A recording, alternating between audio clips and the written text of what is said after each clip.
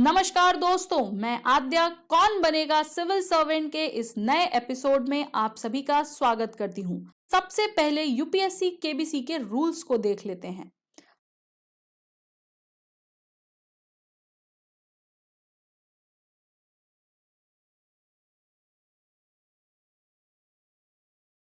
और स्वागत है आप सभी का सिविल्स डेली के यूपीएससी केबीसी यानी कौन बनेगा सिविल सर्वेंट प्रीलिम्स 2022 स्पेशल में। तो चलिए देखते हैं क्या है आज के खास क्वेश्चंस, कैसे हैं और उन्हें कैसे अटेम्प्ट करना है, क्या स्ट्रैटेजीज लगानी है। तो सबसे पहला क्वेश्चन आपकी स्क्रीन पर ये रहा।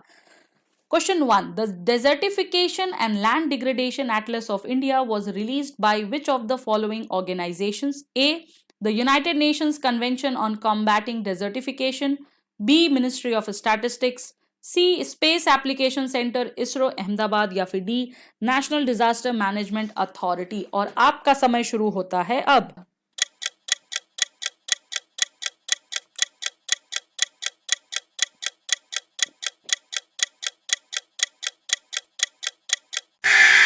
समय समाप्त। दूसरा प्रश्न यूपीएससी केबीसी का आपकी स्क्रीन पर ये रहा। Consider the following statements regarding pygmy hog. Number 1, it is an indicator species native to alluvial grasslands in the foothills of the Himalayas. Number 2, it is listed as a vulnerable species in the IUCN Red List. Which of the following statement given above is are correct? Option A, 1 only. Option B, 2 only. Option C, both 1 and 2. या फिर option D, neither 1 nor 2। आपका समय शुरू होता है अब।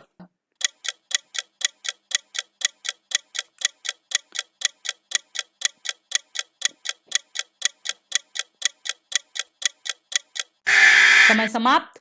तीसरा प्रश्न आपकी स्क्रीन पर यह रहा। Which of the following parliamentary committees does not include any members from Rajya Sabha?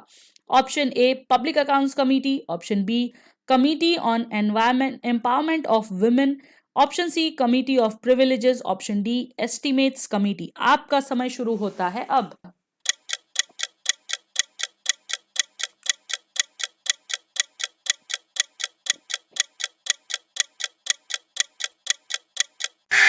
समय समाप्त। चौथा प्रश्न आपकी स्क्रीन पर यह रहा। Consider the following statements. Number 1, annual range of temperature is greater in the Pacific Ocean than in the Atlantic Ocean. Option 2, annual range of temperature is lesser in the northern hemisphere than that in the southern hemisphere. Which of the statements given above is are correct? A, 1 only, B, 2 only, C, both 1 and 2 या फिर D, neither 1 nor 2। आपका समय शुरू होता है अब।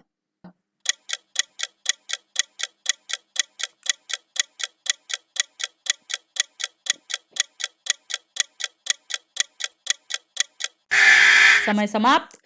पांचवा प्रश्न आपकी स्क्रीन पर यह रहा। Which of the following statements about Lala Lajpat Rai is are correct?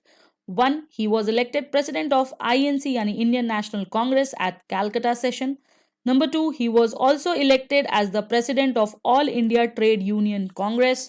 Number 3, in England he became a member of British Labour Party. Options हैं A, 2 only, B, 1 and 3 only, C, 1, 2 and 3 या फिर D, none of the above। आपका समय शुरू होता है अब।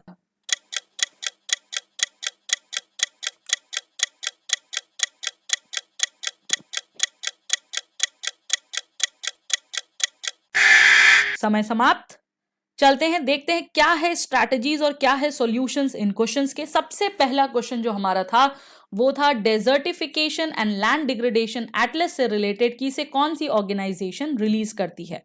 आप देखो यहां पर जो ऑप्शंस दिए हुए हैं कौन सा। सबसे पहले इस टाइप के क्वेश्चंस जो होते हैं इसमें पहली चीज तो है कि ये बहुत फैक्चुअल क्वेश्चन होते हैं, राइट।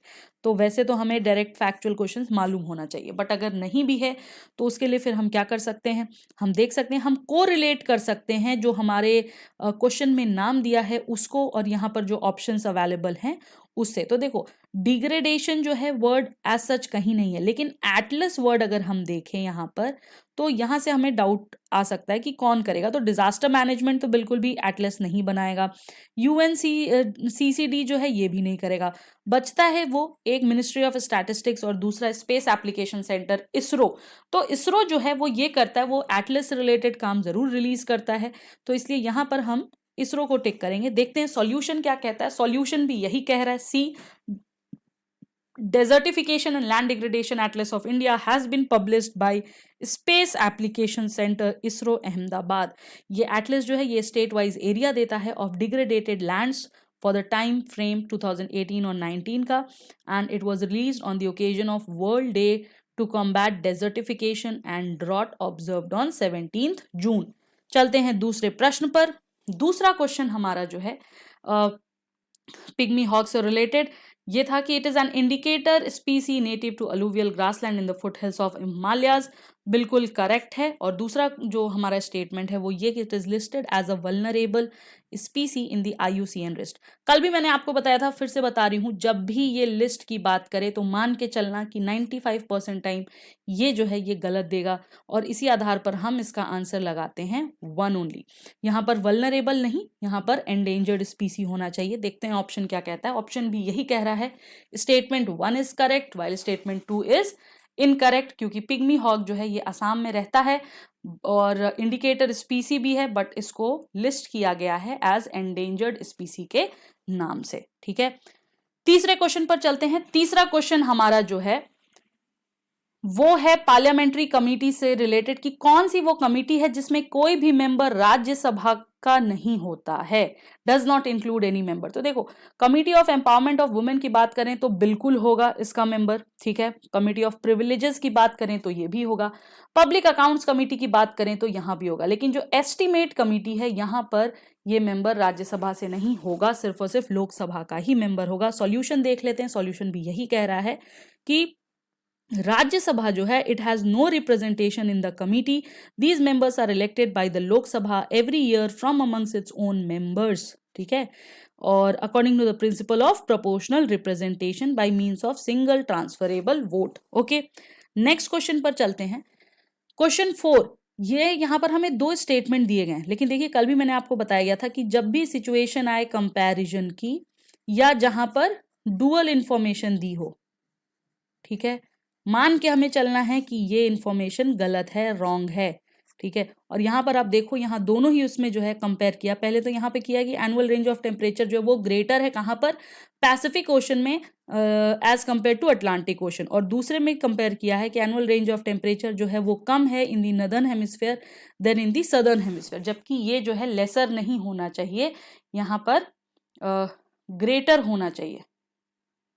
ठीक है, और ये दोनों ही स्टेटमेंट जो है कंपैरिजन के नाते अगर हम देखें तो गलत है, इसलिए इसका आंसर होगा D, nor 1, neither 1 nor 2। Solution देखते हैं। सॉल्यूशन भी यही कह रहा है, बोथ 1 and 2 इज इनकरेक्ट, क्योंकि एनुअल रेंज ऑफ टेम्परेचर जो है वो रिलेटिवली लो होता है इन दी लार्जर ओशन। दूसरी चीज, एनुअल रेंज ऑफ टेम्परेचर जो है वो रिलेटिवली हाई होता है नदर्न में as compared to the southern वाला। ठीक है, और large land area in northern hemisphere होता है with regards to southern hemisphere. Okay, चलते हैं नेक्स्ट क्वेश्चन पर। नेक्स्ट क्वेश्चन हमारा जो है लाला लाजपत राय जी से था, और यहाँ पर ये जो तीनों ही स्टेटमेंट दिए हैं, देखिए वो प्रेसिडेंट भी थे INC के, राइट,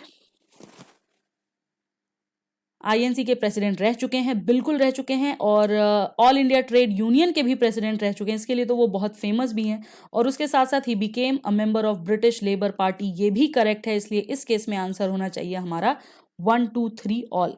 और इसका सॉल्यूशन देखें तो सॉल्यूशन भी यही कह रहा है, C is the correct answer, all the statements are correct. ठीक है, तो ये थे आज के कुछ खास क्वेश्चंस, और आप जुड़ सकते हैं हमारे साथ डेली #CD रिचुअल्स पर, जहां पर हम YouTube के माध्यम से आपके लिए लेकर आते हैं तमाम क्लासेस। उम्मीद करती हूं आज भी आपकी स्ट्राइक 5 out of 5 जरूर बनी होगी। अगर नहीं बनी होगी दैट मीन्स हमें प्रैक्टिस की और ज्यादा जरूरत है। तो इसी के लिए बने रहिए, स्वस्थ रहिए, मस्त रहिए, और डेली क्वेश्चन सॉल्व करते रहिए। और उससे पहले हमें आंसर जरूर कमेंट बॉक्स में लिखकर बताएं, और उसके साथ साथ जो आपकी स्ट्रीक है उसका स्कोर भी जरूर बताएं।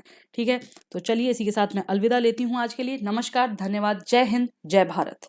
सिविल्स डेली की पूरी टीम की तरफ से आप सभी को नए साल की ढेर सारी शुभकामनाएं। ये साल आपके जीवन में सफलता, सौभाग्य और खुशियां लेकर आए। UPSC के इस परीक्षा में आपकी मेहनत को नया मुकाम मिले और आपकी जीत पक्की हो। Happy new year.